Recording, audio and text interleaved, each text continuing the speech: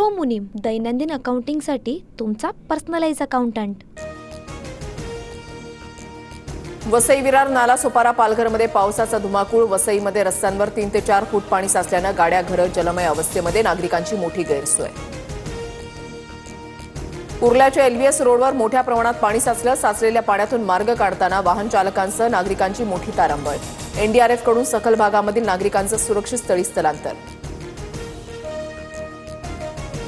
मुसळधार पावसानं मुंबईची लाईफलाईन खोळंबली। ठाण्याहून सीएसएमटीकडे जाणाऱ्या लोकल रद्द। ट्रॅकवर पाणी साचल्यानं मध्य रेल्वे मार्गावर लोकल ट्रेन एकापाठोपाठ उभ्या, तर पश्चिम रेल्वेची वाहतूक धीम्या गतीनं।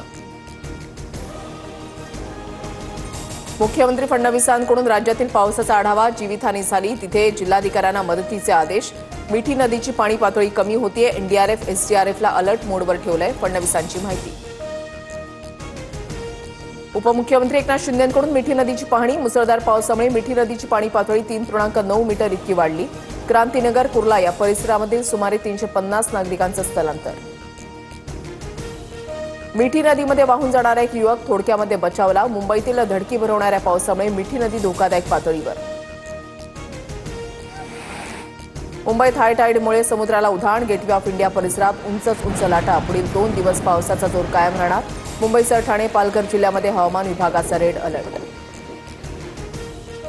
मुंबई शहरासह उपनगरामध्ये तुफान पाऊस। सखोल भागामध्ये पाणी साचल्यानं रस्त्यांना नद्यांचं स्वरूप। दादर, किंग सर्कल, सायन्ससह कुर्ल्यामध्ये वाहन चालकांची कसरत। रस्त्यावर घाणीचं साम्राज्य।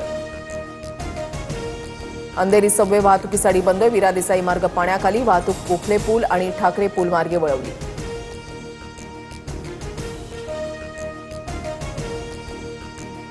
मुंबई महापालिका क्षेत्रामधील सर्व शासकीय आणि निमशासकीय कार्यालयांसह शाळा, कॉलेजेस बंद। रेड अलर्टच्या पार्श्वभूमीवर सरकारचा निर्णय। अत्यावश्यक सेवा सुरू राहणार। राज्यामधील 10 लाख एकर क्षेत्र पाण्याखाली। 2 दिवसांमध्ये पंचनामे सुरू करणार। उपमुख्यमंत्री अजित पवारांची माहिती। नांदेडच्या मुखेड तालुक्यामधल्या 7 गावांना पुराचा फटका। हसनाळ गावामध्ये अनेकांचे संसार उघड्यावर। एनडीआरएफसह आर्मीकडून बचाव कार्य। 5 नागरिक आणि 150 जनावरांचा मृत्यू, तर 6 जण बेपत्ता। साताऱ्याच्या वाईमधील धोम धरण पाणलोट क्षेत्रामध्ये पाण्याची आवक वाढली। कृष्णा नदीमध्ये 5 वक्र दरवाजांमधून पाण्याचा विसर्ग। नदी पात्रालगत असणारे प्रसिद्ध महागणपती मंदिर पाण्याखाली।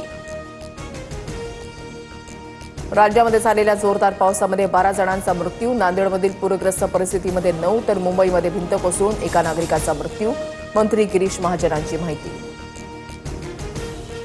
इंडिया आघाडीकडून उपराष्ट्रपती पदाच्या उमेदवारीसाठी बी सुदर्शन रेड्डी यांच्या नावाची घोषणा। सुदर्शन रेड्डी सुप्रीम कोर्टाचे माजी न्यायमूर्ती। एनडीए संसदीय पक्षाच्या बैठकीसाठी पंतप्रधान मोदी दाखल। उपराष्ट्रपती पदाचे उमेदवार राधाकृष्णन यांचा सत्कार। उद्या उमेदवारी अर्ज दाखल होणार।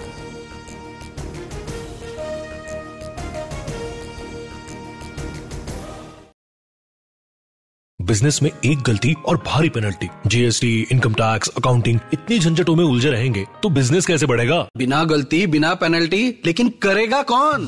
प्रो मुनीम, आपका पर्सनल अकाउंटेंट। सिर्फ 65 रुपए पर डे में accounting, GST, income tax, professional tax, filing, बिना किसी एक्स्ट्रा चार्जेस। सटीक, सुरक्षित, प्रोफेशनल सेवा। मैं तो प्रो मुनीम से जुड़ रहा हूँ, और आप? अभी कॉल करें 1800 266 1294 या विजिट करें promunim.com।